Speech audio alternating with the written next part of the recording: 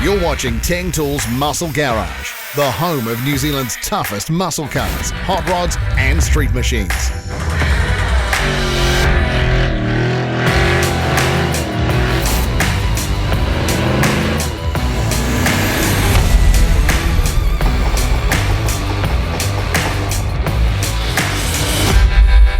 Muscle Garage is proudly brought to you by Teng Tools in association with Mount Shop, Maguire's and Niedercar.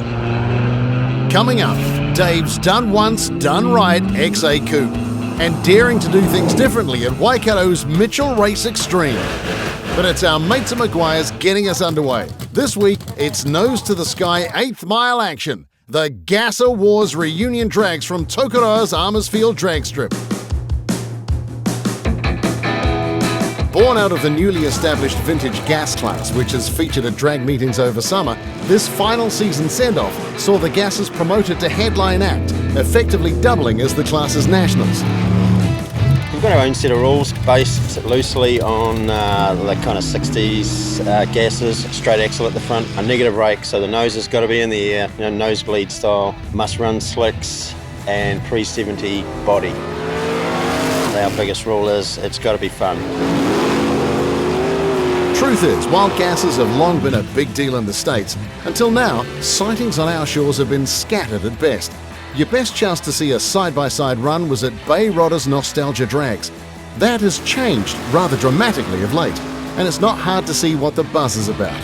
The racing is perhaps more show than go, and that's kind of the point, really. What was once a vehicle created out of necessity is today all about style and the old smile on the dial factor.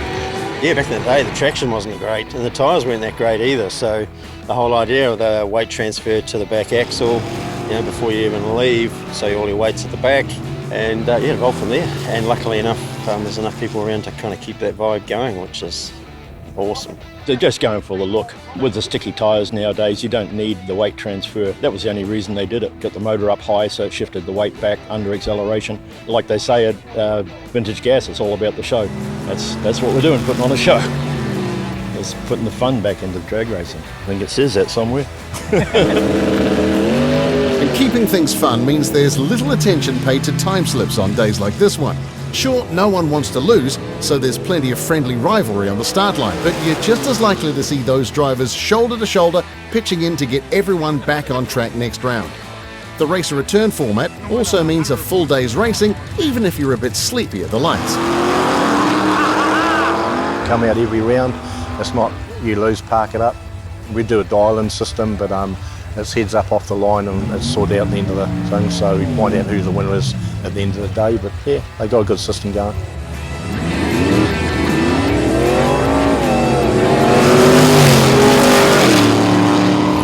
The cars aren't lightning fast, but you'll spot a few fast drivers behind the wheel. The reason is simple, literally, simplicity. Class organiser Fingers and partner Andy are perfect examples. They own an 8-second altered, and it's gathering dust.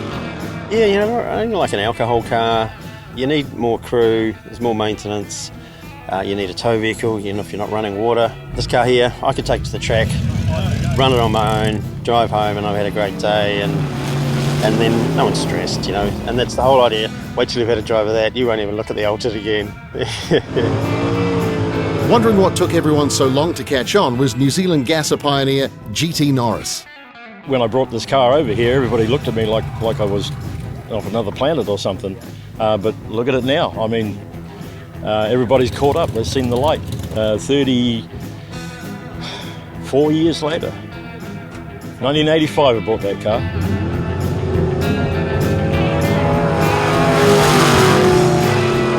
It's a 1953 Henry J, which was an economy car when gas was about 20 cents a gallon, so nobody cared about economy.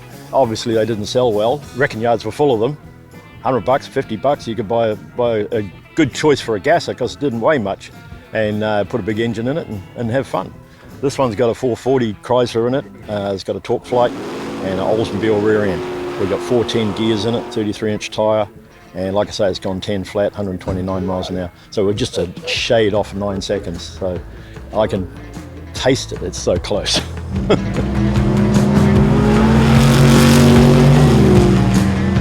you don't really know what it's going to do. Especially when I had the clutch in it, it was a crapshoot. You'd dump the clutch and it might go left, might go right, might go up. It's hey, let's see what happens. Stab it and hang on. Another familiar car was Darren's Dodge Coronet, dusted off after nearly a decade away from the strip and now home to Hemi power. Everybody's kind of got enthusiastic and got into it. It's really got me back into it. It's been 9 years. Life carries on, gets in the way, and kids come along and everything. So when the gases things started kicking in again, it kind of relit my fire. This is a 1965 Dodge Coronet, altered wheelbase. It runs a 528 cubic inch Hemi with a 727 trans. The car come from New York originally, moved across to England in the late 80s, I believe. I bought it in mid-90s and put it together, and I probably had it on the track in 99. Yeah, I moved to New Zealand in 2008, brought the car with me. Just early days into drag racing, learning the history of it. I kind of fell in love with the first of the funny cars, this is where the term came from, funny car, funny looking. Yeah, and it's really kind of a bit of a hybrid really. It's an altered wheelbase AFX type car, but it fits into the gasser category nicely. One of the newer cars, Russell's Model A Tudor. Running a small block Chevy 355, Tremac Tico 600. Good on the street, on the track, we'll see what happens. And I got 9-inch diff in it, 411 gears, running Detroit locker. Yeah, it goes good. I like DB's Coupe. Right, always watch that and it's fun. I want an older car, like I had a 55 Chevy and I love the 55s. But I wanted a new car, so thought to do the Model A. And I like gases because they're just badass hot rods, So, and on the track they look good. Yeah, straight axle, just old school, Yeah, and I like the old cars to drive. Well, it's not no power steering, nothing like that, but the manual really lives the car up a lot. I really enjoy that. I never had a manual before. We had good autos, but the manual's just wakes the car up, especially on the street. On the track, we got to hook it up, but on the street, it's just unreal, Yes, he did say street, and no, he's not kidding. While it might not make the most ideal Auckland commuter vehicle, the Model A has all the right stickers on the window to hit the tar seal with his Ugar Rodders clubmates. And he's not the only one. Angus is at the extreme end, driving his Chevy sedan all the way from Canterbury, switching out the diff gears and throwing on some slicks for race day before making his way home south. He's not exactly babying it for the return trip either. It's that kind of dedication that's key to the success and very rapid growth of this vintage gas class. With a large number of cars set to make their debut next season, the final round that is the Gas Awards reunion drags, well, that's going to be big. But in a laid-back kind of way, of course. Done 3 meetings, there's our 4th meeting, and we've doubled our class size, and there's so many in the build coming out for next season. It's crazy, it's cool.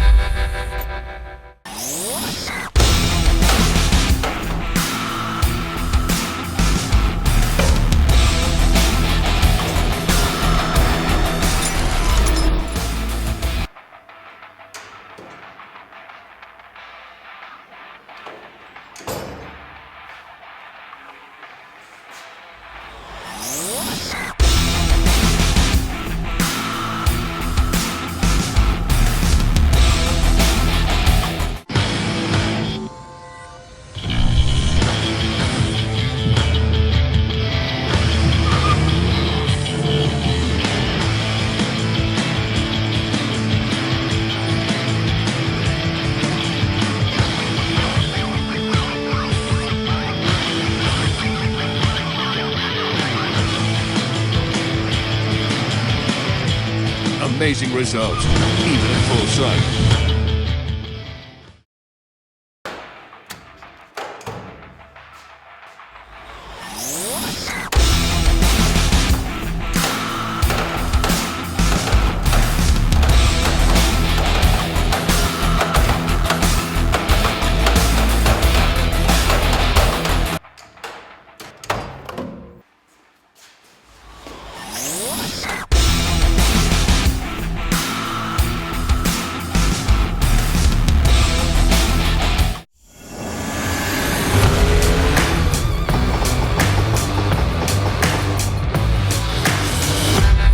You're back with Teng Tools Muscle Garage, proudly brought to you by Teng Tools, in association with Mount Shop, Maguire's and Niedercar. Right, say a big thanks to the team at Niedercar, because this week they sent us to check out Dave's super slick XA Coupe. Always been fascinated by cars. To me, this is what I grew up watching, Bathurst and going out to Pukekohe and seeing other cars like that race around. And I love the cockpit dashboard that actually wraps around you like as if you were a pilot. I love the tail lights, how they actually slope into the back of the panel. The front grille, round headlights. There's bits I like about the XB and the XC as well, but for me the XA was just that little bit more. The XA Coupe wasn't produced in huge numbers, so sourcing a starting point some 4 decades later would require an open mind in what a starting point actually looks like. Dave's search would mirror that of thousands of Kiwis, navigating the perils of a certain online auction site.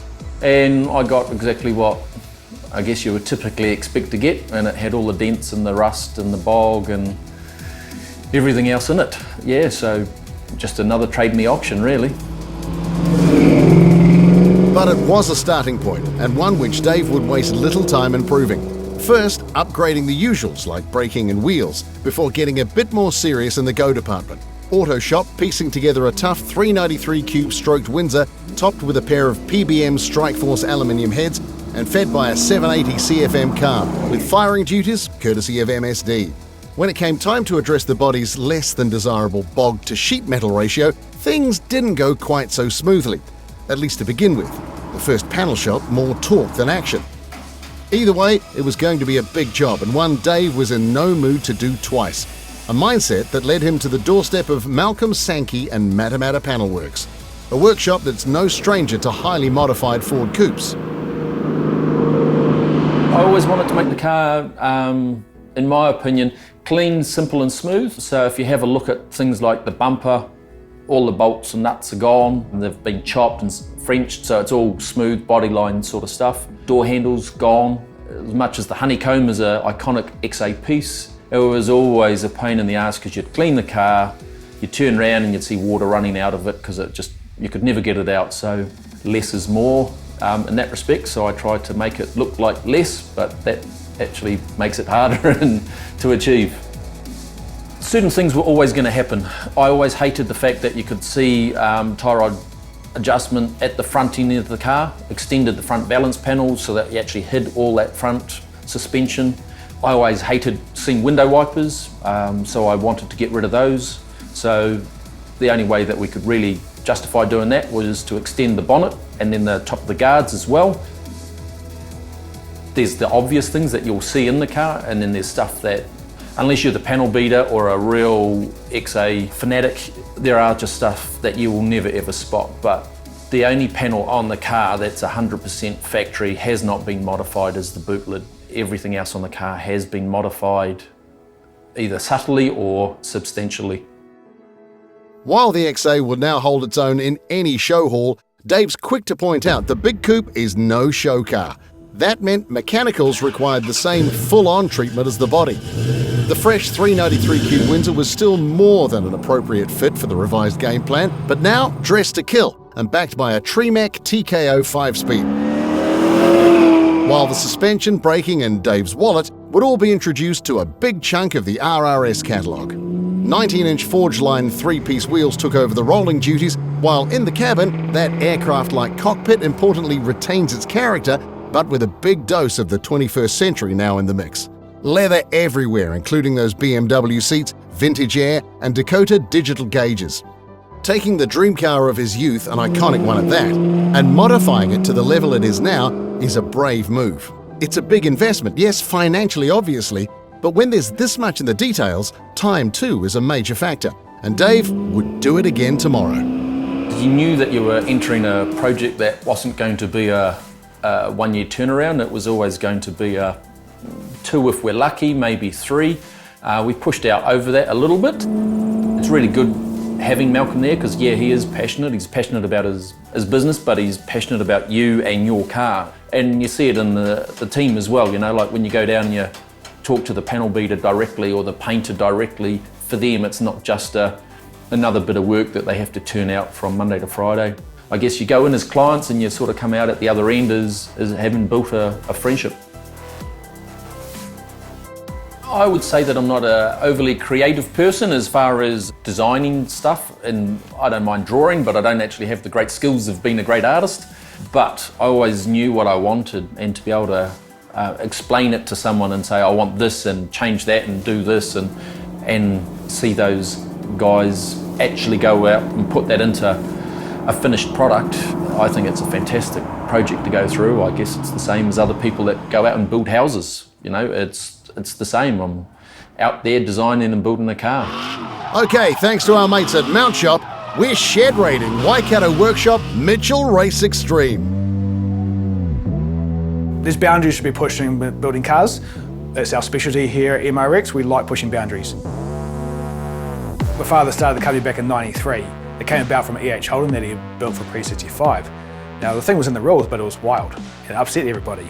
Ever since that first car, we've endeavoured to keep pushing those boundaries.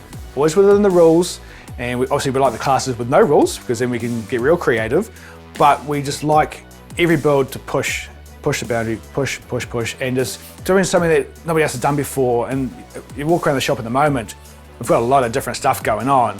We're always up for a challenge. One of those challenges is, rather appropriately, a Challenger, a car that's been getting plenty of press of late. Built for the Ross family, the big coupe is nearing its shakedown ahead of the summer race season.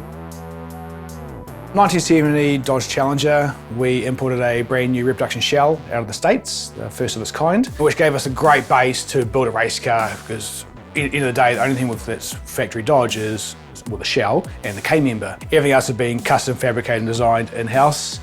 Full chromoly double A-arm suspension in the front, full floating 9-inch rear end. Mechanically, we have a 358 cubic inch Gillett Evernham engine, ex-NASCAR, putting out about 750, 800 horse, backed by a Hollinger 5-speed dog box, and then transferring out to a full floating 9-inch rear end, all custom in-house fabricated. But for a race car, it sure is pretty.